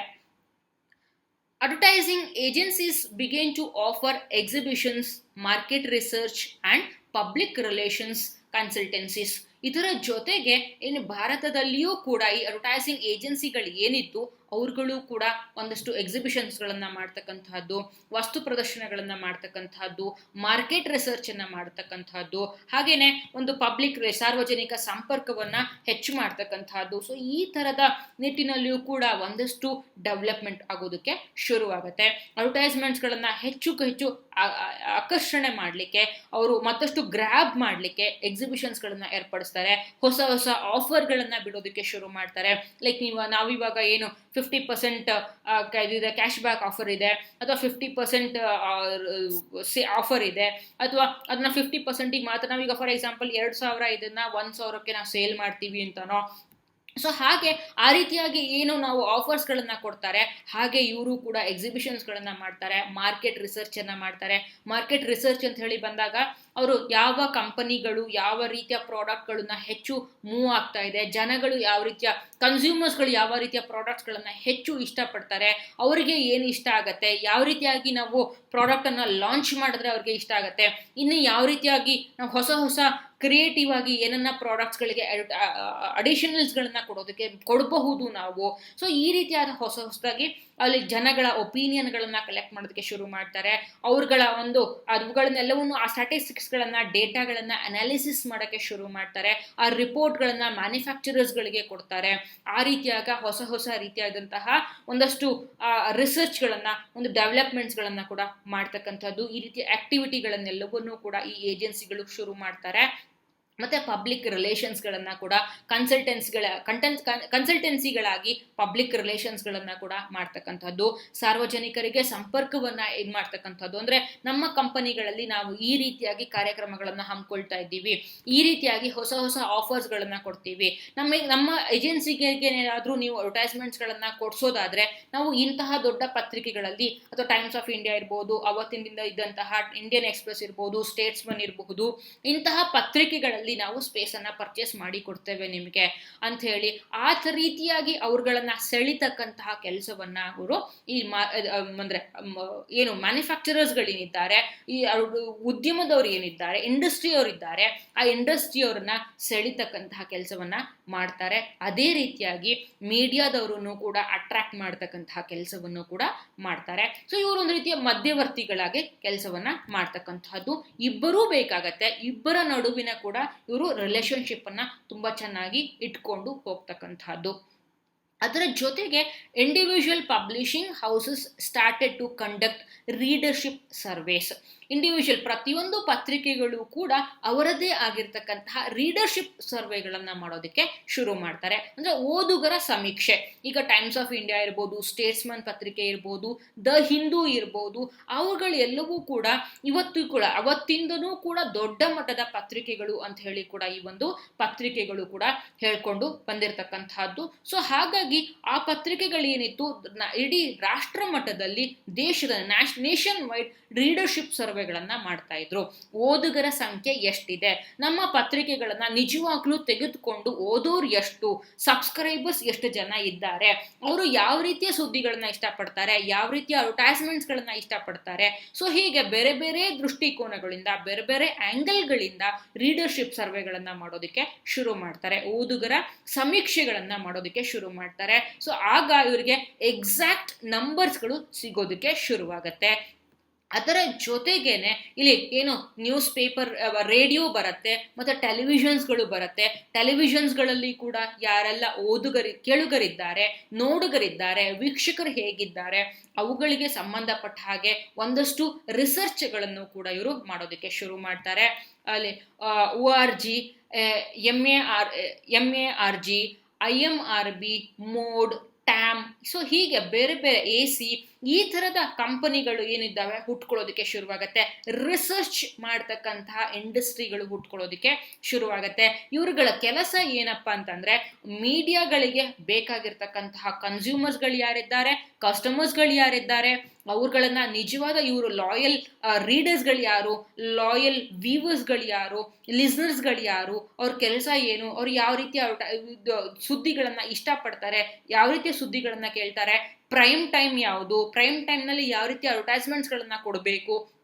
ಸೊ ಹೀಗೆ ಈ ರೀತಿಯ ಬೇರೆ ಬೇರೆ ದೃಷ್ಟಿಕೋನಗಳಿಂದ ಎಲ್ಲ ರೀತಿಯಿಂದನೂ ಕೂಡ ಇವುಗಳನ್ನು ರಿಸರ್ಚನ್ನು ಮಾಡೋದಕ್ಕೆ ಶುರು ಮಾಡ್ತಾರೆ, ಸಂಶೋಧನೆಗಳನ್ನು ಮಾಡ್ತಾರೆ. ಇದಕ್ಕೆ ಈ ರೀತಿಯ ಸಂಶೋಧನೆಗಳನ್ನು ಮಾಡೋದಕ್ಕೋಸ್ಕರನೇ ರಿಸರ್ಚ್ ಇಂಡಸ್ಟ್ರಿಗಳು ಕೂಡ ಡೆವಲಪ್ಮೆಂಟ್ ಆಗೋದಕ್ಕೆ ಶುರುವಾಗತ್ತೆ. ಹಾಗೇನೆ ನೀಲ್ಸನ್ ಅಂತಕ್ಕಂತಹ ಒಂದು ಇಂಡಸ್ಟ್ರಿ ಕೂಡ ಸೇಮ್ ಇದೇ ರೀತಿಯಾಗಿ ಅವರು ಕೂಡ ಮಾಡ್ತಕ್ಕಂತಹದ್ದು. ನೀಲ್ಸನ್ ಅಂತಕ್ಕಂತಹದ್ದು ಕೂಡ ಈ ತರದ ರೀಡರ್ಶಿಪ್ ಸರ್ವೆ ಮಾಡ್ತಕ್ಕಂತಹದ್ದು, ಟೆಲಿವಿಷನ್ ರೇಟಿಂಗ್ ಪಾಯಿಂಟ್ ಅನ್ನ ಎಷ್ಟಿದೆ ಅಂತ ಹೇಳ್ತಕ್ಕಂಥದ್ದು, ಈ ತರದ ಒಂದು ರಿಸರ್ಚ್ ಅನ್ನ ಮಾಡ್ತಕ್ಕಂತಹ ಕೆಲಸವನ್ನ ಕೂಡ ಮಾಡತ್ತೆ. ಇದು ಅಮೆರಿಕನ್ ಬೇಸ್ಡ್ ಕಂಪನಿ ಕೂಡ ಆಗಿರ್ತಕ್ಕಂತಹದ್ದು. ಭಾರತದಲ್ಲಿ ನ್ಯಾಷನಲ್ ರೀಡರ್ಶಿಪ್ ಸರ್ವೆ IRS ಮತ್ತೆ ಟೆಲಿವಿಷನ್ ರೇಟಿಂಗ್ ಪಾಯಿಂಟ್ TRP ಅಂತ ನಾವೇನು ಹೇಳ್ತೇವೆ ಅವುಗಳನ್ನು ಕೂಡ ಮಾಡತ್ತೆ. ಅಂದರೆ ಪತ್ರಿಕೆಗಳಿಗೆ ಬೇಕಾಗಿರ್ತಕ್ಕಂತಹ ಒಂದು ಓದುಗರ ಸಮೀಕ್ಷೆಯನ್ನು ಕೊಡುತ್ತೆ. ಅದರ ಜೊತೆಗೆ ಟೆಲಿವಿಷನ್ ವ್ಯೂವರ್ಸ್ ಎಷ್ಟಿದ್ದಾರೆ, ಅವರು ಎಷ್ಟು ಜನ ನೋಡ್ತಾರೆ, ಯಾವ ರೀತಿಯ ಕಾರ್ಯಕ್ರಮಗಳನ್ನು ನೋಡ್ತಾರೆ, ಪ್ರತಿಯೊಂದು ಟೆಲಿವಿಷನ್ ಚಾನೆಲ್ಗಳಲ್ಲಿ ಟೆಲಿಕಾಸ್ಟ್ ಆಗ್ತಕ್ಕಂತಹ ಏನು ಪ್ರೋಗ್ರಾಮ್ಸ್ಗಳಿಗೇನಿದ್ದಾವೆ ಅವುಗಳಿಗೆ ಎಷ್ಟು ರೇಟಿಂಗ್ ಅನ್ನ ಕೊಡ್ತಾರೆ, ಎಷ್ಟು ಜನ ವ್ಯೂವರ್ಸ್ಗಳು ಅದಕ್ಕೆ ಇದ್ದಾರೆ ಅಂತ ಹೇಳಿ ಪ್ರತಿ ವಾರವೂ ಕೂಡ ಇವರೊಂದು ರಿಪೋರ್ಟ್ ರಿಪೋರ್ಟನ್ನು ರಿಲೀಸ್ ಮಾಡ್ತಕ್ಕಂತಹ ಕೆಲಸವನ್ನು ಕೂಡ ಮಾಡ್ತಾರೆ. ಪ್ರತಿ 3 ತಿಂಗಳಿಗೆ ಒಮ್ಮೆ ರೀಡರ್ಸ್ಗಳ ಒಂದು ರಿಪೋರ್ಟನ್ನು ಕೊಟ್ಟರೆ, ಟೆಲಿವಿಷನ್ಗೆ ಬಂದಾಗ ಪ್ರತಿ ವಾರವೂ ಕೂಡ ಈ ಒಂದು ರೇಟಿಂಗ್ TRPಗಳನ್ನು ರೇಟಿಂಗ್ಸ್ಗಳು ಎಷ್ಟಿದೆ ಅಂತ ಹೇಳಿ ಆ ರಿಪೋರ್ಟನ್ನು ನೀಲ್ಸನ್ ಕಂಪನಿಯವರು ಕೂಡ ಕೊಡ್ತಕ್ಕಂಥದ್ದು. ಸೊ ಇವುಗಳ ಎಲ್ಲದರ ಕಾರಣಗಳಿಂದಾಗಿ ಪತ್ರಿಕೆಗಳಲ್ಲಿ ಸುದ್ದಿಗಳ ಮತ್ತೆ ನ್ಯೂಸ್ ಮತ್ತೆ ಅಡ್ವರ್ಟೈಸ್ಮೆಂಟ್ಗಳ ನಡುವೆ ಇದ್ದಂತಹ ಒಂದು ಥಿನ್ ಲೇಯರ್ ಅಂತಕ್ಕಂಥದ್ದು ಅದು ಮತ್ತಷ್ಟು ಥಿನ್ ಆಗಕ್ಕೆ ಶುರುವಾಗತ್ತೆ. ಸುದ್ದಿಗೂ ಮತ್ತೆ ನಾನು ಈಗಾಗಲೇ ಹೇಳಿದೆ, ಆರಂಭದ ದಿನಗಳಲ್ಲಿ ಬಂದಾಗ ಏನು ಕಲ್ಕತ್ತಾ ಜನರಲ್ ಅಡ್ವರ್ಟೈಸ್ಮೆಂಟ್ ಅಂತಕ್ಕಂಥದ್ದು ಏನಿತ್ತು, ಅಡ್ವರ್ಟೈಸ್ಮೆಂಟ್ಗಳು ಕೂಡ ಇನ್ಫಾರ್ಮೇಶನ್ ಥರದಲ್ಲಿ ಬರ್ತಾ ಇತ್ತು. ಆದರೆ ಪೋಸ್ಟ್ ಇಂಡಿಪೆಂಡೆಂಟ್ ಪೀರಿಯಡ್ಗೆ ಬಂದ ನಂತರದಲ್ಲಿ ಅಂದರೆ ಸ್ವಲ್ಪ ಇವುಗಳೆಲ್ಲವೂ ಕೂಡ ಏಜೆನ್ಸಿಗಳು ಶುರುವಾಯಿತು. ಏಜೆನ್ಸಿಗಳ ಜೊತೆಗೆ ಈಗ ಇವ್ರುಗಳು ಏನು ರಿಸರ್ಚ್ ಕಂಪನಿಗಳು ಶುರುವಾಗತ್ತೆ. ಸೊ ಈ ಥರದ ಎಲ್ಲ ಡೆವಲಪ್ಮೆಂಟ್ಗಳೆಲ್ಲದರ ಕಾರಣಗಳಿಂದಾಗಿ ಈ ಮೀಡಿಯಾ ಇಂಡಸ್ಟ್ರಿಗಳು ಮತ್ತಷ್ಟು ಎಕ್ಸ್ಪ್ಯಾನ್ಷನ್ಗಳ ಕಾರಣಗಳಿಂದಾಗಿ ಈ ಪತ್ರಿಕೋದ್ಯಮ ಅಂತಕ್ಕಂಥದ್ದು ಏನಿದೆ, journalism has turned into journalism. ಪತ್ರಿಕೋದ್ಯಮ ಅಂತಕ್ಕಂಥದ್ದು ಜರ್ನಲಿಸಮ್ ಆಗಿ ಬದಲಾವಣೆಯನ್ನು ಹೊಂದೋದಕ್ಕೆ ಶುರುವಾಗತ್ತೆ. ಇಲ್ಲಿ ಎಲ್ಲವೂ ಕೂಡ ಮಿಕ್ಸ್ಚರ್ ಇದೆ, ಎಲ್ಲರೂ ಇದೆ. ಅಡ್ವರ್ಟೈಸ್ಮೆಂಟ್ಸ್ಗಳಿದ್ದಾವೆ, ನ್ಯೂಸ್ಗಳಿದ್ದಾವೆ, ಮತ್ತೊಂದು ಇದ್ದಾವೆ, ಪೇಡ್ ನ್ಯೂಸ್ಗಳಿದ್ದಾವೆ. ಇಲ್ಲಿ ಎಲ್ಲ ರೀತಿಯಗಳು ಕೂಡ ಬರುತ್ತೆ. ನ್ಯೂಸ್ ಮತ್ತು ಅಡ್ವರ್ಟೈಸ್ಮೆಂಟ್ಗಳ ನಡುವೆ ಇದ್ದಂತಹ ಆ ಡಿಫ್ರೆನ್ಸ್ ಏನಿತ್ತು ಅವುಗಳೆಲ್ಲವೂ ಕೂಡ ಕಮ್ಮಿ ಆಗೋದಕ್ಕೆ ಶುರುವಾಗತ್ತೆ. ನ್ಯೂಸ್ ಮತ್ತು ಅಡ್ವರ್ಟೈಸ್ಮೆಂಟ್ಸ್ಗಳು ಎಲ್ಲ ಒಂದೇ ಅನ್ನೋ ಒಂದು ನಿಟ್ಟಿನಲ್ಲಿ ಈ ಪತ್ರಿಕೋದ್ಯಮ ಅಂತಕ್ಕಂತಹದ್ದು ಶ್ರಿಂಕ್ ಆಗೋದಕ್ಕೆ ಶುರುವಾಗತ್ತೆ. ಸೊ ಓವರಾಲ್ ಆಗಿ ಈ ಪತ್ರಿಕೋದ್ಯಮ journalism has turn into journalism. ಪತ್ರಿಕೋದ್ಯಮ ಒಂದು ಎಲ್ಲವನ್ನು ಸೇರಿಸ್ಕೊಂಡ ಹಾಗೆ ಮಿಕ್ಸ್ಚರ್ ಆಫ್ ಕಾಂಬಿನೇಷನ್ ಆಗೋದಕ್ಕೆ ಶುರುವಾಗತ್ತೆ. ಆ ಮೂಲಕ ಪತ್ರಿಕೋದ್ಯಮದ ಸ್ವರೂಪ ಅಂತಕ್ಕಂಥದ್ದು ಸಂಪೂರ್ಣವಾಗಿ ಬದಲಾಗತ್ತೆ. ಅಂದಿನಿಂದ ಪತ್ರಿಕೋದ್ಯಮ ಅಂತಕ್ಕಂಥದ್ದು ಉದ್ಯಮಗಳಾಗಿ ಅದುವರೆಗೂ ಸರ್ವಿಸ್ ಸೆಕ್ಟರ್ನಲ್ಲಿ ಇದ್ದಂತಹ ಪತ್ರಿಕೋದ್ಯಮ ಅದು ಇಂಡಸ್ಟ್ರಿಯಲ್ ಸೆಕ್ಟರ್ ಆಗಿ ಬದಲಾವಣೆಯನ್ನು ಹೊಂದೋದಕ್ಕೆ ಶುರುವಾಗತ್ತೆ. Okay, this is the history of Indian advertising. ಇದು ಭಾರತದಲ್ಲಿ ಜಾಹೀರಾತುಗಳು ಹೇಗೆ ಪ್ರಾರಂಭ ಆಯಿತು, ಇದು ಅದು ಅವುಗಳ ಸಂಬಂಧಪಟ್ಟಂತಹ ಒಂದು ಇತಿಹಾಸ. ಸೊ ನಾವು ಮುಂದಿನ ದಿನಗಳಲ್ಲಿ, ಮುಂದಿನ ತರಗತಿಗಳಲ್ಲಿ ನಾವು ಸೋಷಿಯಲ್ ಎಫೆಕ್ಟ್ಸ್ ಆಫ್ ಅಡ್ವರ್ಟೈಸಿಂಗ್, ಸಾಮಾಜಿಕವಾಗಿ ಈ ಜಾಹೀರಾತುಗಳು ಸಮಾಜದ ಮೇಲೆ ಹೇಗೆ ಪ್ರಭಾವವನ್ನು ಬೀರತ್ತೆ ಅನ್ನೋದರ ಬಗ್ಗೆ ನಾವು ಚರ್ಚೆಯನ್ನು ಮಾಡೋಣ. Thank you.